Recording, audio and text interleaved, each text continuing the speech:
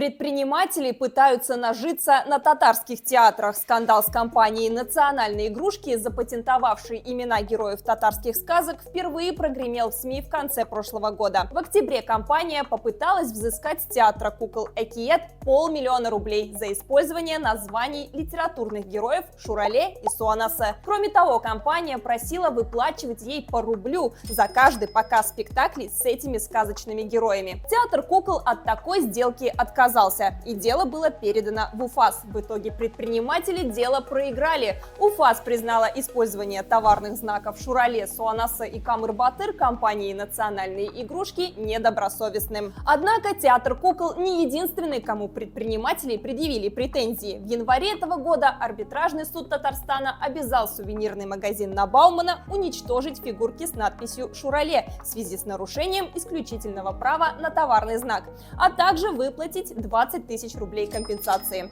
Из-за этого инцидента в законодательстве вскоре могут произойти изменения. Министр культуры Татарстана Ирада Аюпова заявила, что в Совете Федерации обсудят случаи с патентом на персонажей татарского эпоса. А на чьей стороне вы в этом конфликте? Напишите свое мнение в комментариях.